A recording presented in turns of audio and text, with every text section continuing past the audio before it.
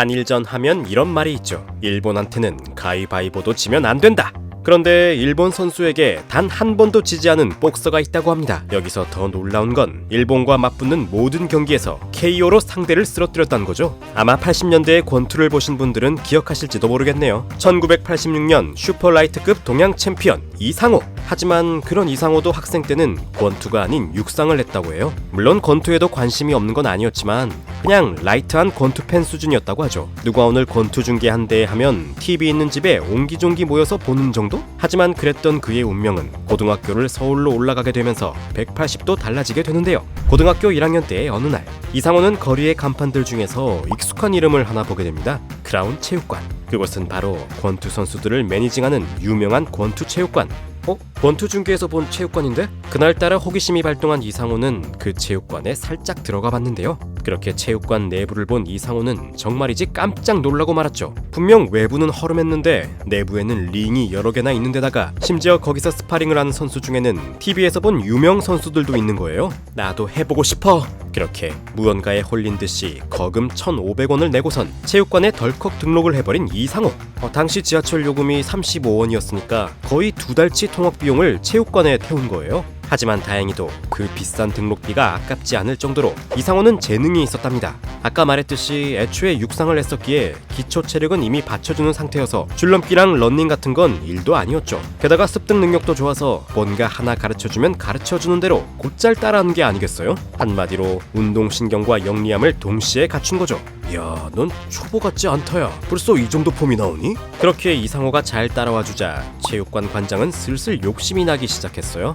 이상호를 키워보면 어떨까 하고요. 그래서 바로 이상호에게 제안했는데 내가 최고의 선수로 만들어줄 테니 계속 한번 해보자. 회비는 받지 않으마. TV에 나오는 유명한 선수들을 몇 명이나 데리고 있는 관장이 직접 매달리면서 스카우트를 하다니 내가 생각보다 더 재능이 있나 보다.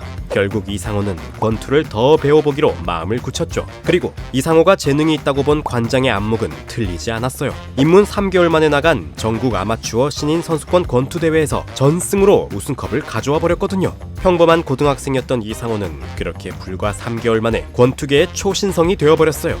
그러면서 자연스럽게 권투계에서도 이상호의 진로에 대한 말들이 오갔죠. 과연 이상호는 어디로 갈 것인가? 실업 권투냐, 대학이냐, 아니면 바로 프로로? 그리고 이상호의 선택은 대학에 가겠습니다. 바로 한양대 체육특기생이었습니다. 하지만 한 가지 문제가 있었어요. 그건 바로 이상호가 뛰기에 대학 권투의 수준이 그리 높지 않았다는 점이죠. 실제로 이상호는 대학에 입학하자마자 전국 학생 선수권 대회에 나가서 전승으로 우승컵을 가져와 버렸거든요. 이로써 이상호는 2번의 전국권 대회에서 단 한 번도 지지 않은 불패의 역사를 써버린 거죠. 한마디로 적수가 없다는 말이 딱 맞았어요. 이래서야 대학에서는 더 얻을 게 없었답니다. 실력만 정체될 뿐. 상호 너는 대학 리그에서 놀기엔 아깝다. 네 주먹으로는 충분히 돈 벌어먹고 살 수 있어. 결국 이상호는 프로 세계로 뛰어들기 위해 대학 권투부를 관두게 되는데요. 그렇게 해서 1980년 겨우 21살의 나이로 프로 복서가 된 이상호. 물론 아마추어에서 상대할 자가 없긴 했지만 과연 프로에서도 통할까 싶었거든요. 근데 그런 걱정은 소용이 없었어요. 프로에서도 미친듯이 승승장구했거든요. 그래서 어느 정도였냐? 데뷔한 해에만 6연승을 해버려서 신인왕전 출전 자격을 얻은 데다가 거기서도 가볍게 5연승으로 대회를 쓸어버렸죠. 1980년 최우수 신인상 이상호군! 그러자 이제 권투 전문가들은 대체 이상호가 어떤 스킬을 가졌길래 이렇게까지 대회를 씹어먹는지 궁금해했는데요. 그 비결은 바로 그의 테크니컬한 권투 스킬. 이게 무슨 의미냐면 시합 시작하자마자 상대의 간을 보면서 중간중간 왼손잽을 툭툭 날리는 거죠. 근데 그 잽 하나하나가 위력이 장난 아닌 겁니다. 뭐야, 이게 잽이라고? 엄청 얼얼한데? 이렇게 초반 분위기를 제압해버리니까 웬만한 상대 선수들은 이상호한테 경기 내내 끌려다니는 거죠. 오죽하면 이상호 본인도 왼손으로 세계를 제패한다 라고 했겠어요. 아무튼 이렇게 권투계에 돌풍을 일으킨 이상호. 이제 국내에서는 그를 상대할 수 있는 사람이 거의 없을 정도였는데요. 그리하여 프로 데뷔 2번째부터는 해외 선수들이랑만 시합이 잡혔어요. 근데 이때 갑자기 방송사에서 특별한 오더가 내려온 게 아니겠어요? 웬만해선 1, 2라운드에 다운시키면 안 됩니다. 이게 대관절 무슨 얘기냐? 왜 해외 선수들을 데려오려면 파이트머니를 꽤 쥐어줘야 하잖아요. 특히 상대 선수가 유명하면 더 비쌀 거고요. 그렇게 기껏 많은 돈을 주고 데려왔는데 1라운드, 2라운드에 승부가 결정나버리면 파이트머니가 얼마나 아깝겠어요. 게다가 이유는 이뿐만이 아니었죠. 경기가 길어야 다들 좋아합니다. 시청자들도. 또 광고주들도 말이죠. 뭐 권투는 스포츠지만 권투 경기는 방송 콘텐츠니까요. 방송사의 사정에 따라주긴 해야죠. 물론 이런 얘기 들었을 때 불쾌하게 생각하는 선수들도 있긴 해요. 내가 브라운관 앞에서 시간 끄는 광대입니까? 하면서 말이죠. 하지만 이상호는 이런 조건을 군말 없이 받아들였어요. 왜냐? 이상호는 동체 시력이 좋은데 이걸 잘만 이용한다면 충분히 4, 5라운드까지는 재미있게 끌고 갈 수 있었거든요. 우선 초반 라운드에서는 상대의 움직임을 파악하는 데에만 온 신경을 다 쏟습니다. 머리부터 발끝까지의 미세한 움직임을 보면서 펀치를 날릴 때 어느 공간이 비는지를 싹 하고 스캔해놓죠. 그러면서 아까 말한 강한 왼손 잽으로 계속 건드리면서 상대 리듬을 깨놓는 것도 잊지 않고요. 자, 그리고선 4라운드 이후가 되면 지금까지 봐놓았던 빈틈을 본격적으로 노리기 시작합니다. 그리고 바디샷 한 방으로 KO! 이렇게 쫄깃한 권투 스타일을 구사하니 TV 앞의 시청자들이 얼마나 몰입을 하고 보겠어요? 그렇게 이상호는 81년부터 83년 여름까지 총 20명의 해외 복서를 상대했는데요. 이들에게 단 한 번도 지지 않으면서 엄청난 인기를 누렸죠. 하지만 이상호의 이런 인기에는 결정적인 이유가 따로 있었으니 그건 바로 일본 킬러라는 점. 이상호는 일본 복서들만 상대했다면 무조건 KO 승이에요. 무려 통산 15전 15승 15KO. 일본 신인왕 지사카의 90% 승률을 자랑하던 한마 이토이까지 이상호 앞에서는 추풍낙엽이었죠. 이렇게 일본 선수만 만나면 녹다운시키는 이상호의 수많은 경기들 중에서도 팬들을 가장 열광하게 한 경기가 있었으니 그건 바로 83년 4월에 열린 모리아스 다스야와의 경기인데요. 그는 일본 챔피언인데다가 4차 방어까지 성공한 최강자였죠. 게다가 세계 랭킹도 무려 3위. 그러니 만약 이상호가 이 선수를 이긴다면 거의 전 세계급으로 인지도를 쌓는 계기가 될 수 있었는데요. 자, 보시죠.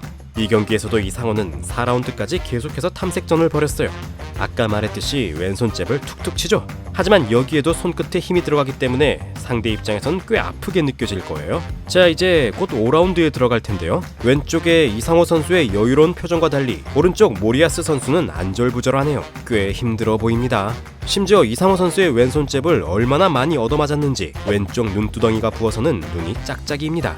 그렇담 과연 대망의 5라운드는 어떻게 될까요? 자, 예상했다시피 이상호는 이제 거칠게 몰아붙이기 시작합니다. 모리아스 선수의 가드를 피해서 무려 1초에 왼손 훅 3번을 갈겨버리네요. 그리고 계속해서 바디를 노립니다. 그러면서 짧은 어퍼컷도 날리고요. 하지만 결정타는 역시 바디샷! 이 한 방에 모리아스는 스턴이 걸려버리고 결국 쓰러져버리고 말았죠. 자, 드디어 이상호는 무려 세계 랭킹 3위까지 꺾고 말았습니다. 게다가 이 경기가 끝나고 바로 8주 뒤에 아시아의 강호인 필리핀 챔피언까지 꺾어버리자 이제 사람들은 입을 모아 이렇게 얘기했어요. 이상호의 상대는 이제 세계 챔피언뿐이야. 그리고 그때 마침 기회가 왔습니다.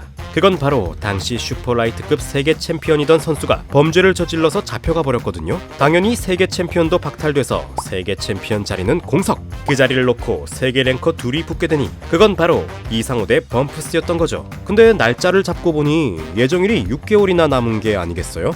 이거 참 6개월 동안 쉬면서 기다리자니 경기 감각이 다 떨어질 것 같고 해서 전초전식으로 한 경기를 잡았어요. 그건 바로 베네수엘라의 알게리아전이었죠. 뭐 알게리아는 분명 좋은 선수지만 지금까지 이상호가 상대했던 선수들과 비교하면 그리 어려운 상대는 아니었어요. 하지만 이 경기는 이상호 선수의 커리어에 거대한 위기를 불러오고 맙니다. 1983년 10월 29일 진주 학생체육관.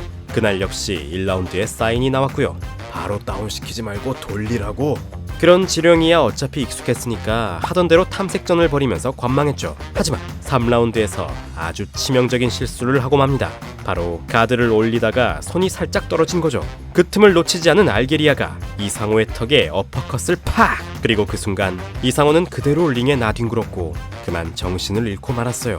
그리고 그가 정신을 차렸을 때는 모든 현실이 붕괴되어 있었죠. 먼저 예정됐던 세계 챔피언전의 취소. 아무래도 세계 랭킹급도 아닌 선수에게 졌으니까요. 그리고 이상호 본인의 데뷔 30연승 기록도 무참히 깨져버리고 말았는데요. 또한 이상호에 대한 권투계의 평가도 갑자기 180도 바뀌어버리고 말았답니다. 하긴 이상호도 이제 25이야. 노쇠화가 왔다고 해도 이상하지 않지. 하긴 그때만 해도 운동선수 25이면 환갑이고 30이면 노인이라고 할 때니까 말이죠. 이렇듯 패배의 충격, 주변에서의 비판, 이 모든 것이 겹친 탓에 이상호는 그만 슬럼프에 빠져버렸답니다. 그리하여 무려 3개월 동안이나 링에 오르지 못하던 이상호. 그는 84년도 새해가 되어서야 비로소 다시 링에 오를 수 있었는데요. 그 이후로는 매년 80명 정도의 해외 복서들을 상대하면서 페이스를 되찾을 수 있었죠. 그러나 코앞까지 갔던 세계 타이틀 매치는 다시 잡힐 기미가 보이질 않았어요. 그때가 바로 떠나간 버스였구나. 하지만 이상호는 포기할 수 없었어요. 그래서 세계 챔피언이 물 건너갔다면 동양 챔피언이라도 하자고 생각했죠. 그래서 매니저를 열심히 조른 결과 동양 챔피언 안경덕과 타이틀 매치를 잡을 수 있게 되었는데요. 이상호보다 3살 어린 안경덕은 그때까지 통산 21승 무패를 기록하고 있던 무시무시한 복서. 86년 11월 1일 포항체육관. 여기서 이상호는 안경덕을 맞아 정말 혼신의 힘을 다해서 싸웠어요. 하지만 안경덕 또한 동양 챔피언 방어를 위해 마지막의 마지막까지 이상호를 몰아붙였죠. 그렇게 끝이 보이지 않던 승부의 결착은 바로 판정! 이상호 승! 무려 12라운드를 풀로 소화한 끝에 얻어낸 아슬아슬한 판정승이었죠. 너무나도 귀중한 생애 첫 챔피언 타이틀. 그건 28살에서야 얻은 동양 챔피언이었어요. 그야말로 백전노장의 승리. 그런데 그가 동양 챔피언이 되자 그에게 도전할 수 있는 선수가 없었어요. 왜냐면 동양 랭킹 10위권 안에 이상호에게 KO로 진 선수만 무려 8명이나 됐거든요. 그래서 이상호는 이전보다 띄엄띄엄 경기를 뛸 수밖에 없었는데요. 하지만 이상호는 여기서 지체하지 않고 세계 챔피언전에 도전해야겠다고 생각했어요. 내가 동양 챔피언인데 세계 챔피언 매치도 붙을 수 있겠지? 하지만 그건 생각대로 되지 않았죠. 세계 챔피언급의 선수를 데려오려면 파이트머니를 많이 줘야 하는데요. 권투 경기를 기획하는 방송사 입장에서 그건 좀 부담이었거든요. 이것도 다 돈 벌자고 하는 일인데? 하지만 그의 매니저가 백방으로 노력한 끝에 무려 2년 만에 드디어 세계 챔피언전을 잡을 수 있게 되었어요. 그리고 그의 세계 챔피언전 상대는 바로 아르헨티나의 코히였답니다. 이 코이라는 선수는 나중에 세계 챔피언을 3번이나 오르는 거대한 선수가 됩니다마는 이때만 해도 너무 젊은 선수였기에 관록 있는 이상호에게 이기기는 어려울 거라는 평가였죠. 이상호 선수의 접전승이 예상됩니다. 하지만 그런 기대를 받는 이상호 역시도 큰 부담에 사로잡혀 있었는데요. 내 나이가 벌써 30인데 이 경기가 끝나면 어떻게 해야 하지? 그건 바로 장래에 대한 걱정 때문이었죠. 사실 그는 점점 몸이 예전 같지 않다는 걸 느끼고 있었거든요. 아까도 언급했듯이 당시 스포츠계에서 나이 30이면 완전 노인장이었어요. 아무리 이상호가 그때까지 통산 46승 1패를 했다 해도 세월 앞에서는 장사가 없을 터였죠. 그래서 이상호는 한 가지 결심을 했어요. 이 경기에 이겨도 져도 그대로 은퇴한다. 세계 챔피언전을 그대로 자신의 은퇴 경기로 삼겠다는 결연한 의지. 이건 다시 말하면 이 경기에 자신의 모든 것을 다 쏟아붓겠다는 의미였죠. 그렇게 88년 5월 7일 이탈리아 아브루치 체육관. 이상호와 코이의 맞대결. 그러나 운명은 잔혹했습니다. 이상호의 기량을 채다 보여주기도 전인 제2라운드. 무언가에 홀린 것처럼 이상호의 가드가 내려가고 말았어요. 그 틈을 놓치지 않은 코이는 그 사이로 어퍼컷을 꽂아 넣었고 이상호는 곧바로 녹다운. 너무나도 허무한 패배였어요. 이건 바로 예전에 충격적인 패배를 당했던 알게리아전의 재림인 것만 같았죠. 하지만 그때와 다른 점은 더 이상 다시 도전할 여력이 없었단 거예요. 스스로 이기든 지든 은퇴하겠다고 말했지만 그래도 이상호는 현실을 받아들이기가 어려웠어요. 카드만 내려가지 않았더라면. 하지만 이미 그 경기는 지나가 버렸고 돌이킬 수 없게 되어버렸죠. 그리하여 완전히 은퇴한 이상호. 그나마 다행인 것은 은퇴 후에도 발붙일 곳이 있었다는 점이었어요. 왜냐, 이상호는 권투 선수 생활을 하면서도 타고난 머리를 활용해서 틈틈이 대학원까지 나왔거든요. 그래서 그걸 본 한 대학 이사장이 이상호 선생을 위해 교수 자리를 만들어주겠다 라고 약속해놨었죠. 하지만 여기서 또 뜻밖의 위기가 찾아오니 그건 바로 그 이사장이 노안으로 별세해버린 겁니다. 결국 교수 자리를 주겠다는 약속은 흐지부지 되었고 이상호는 또 한 번 낙담했어요. 하지만 거기서 멈춰 있을 수는 없기에 앞으로 본인이 할 수 있는 일이 어떤 것이 있을지 곰곰이 생각했죠. 결국 그의 선택은 이랬어요. 후배 권투인들을 위해 길을 열어주는 삶을 살자. 그리하여 지금은 은퇴한 복서들을 묶는 친목단체를 이끈다거나 사회인 권투 대회를 개최한다거나 하면서 권투계의 모범적인 선배로 제2의 삶을 살고 있다고 합니다. 이로써 48전 46승 2패 39KO라는 특히 일본 선수에게만 15KO를 만든 레전드 이상호의 이야기를 마치면서 지금까지 지식의 신이었습니다. 감사합니다.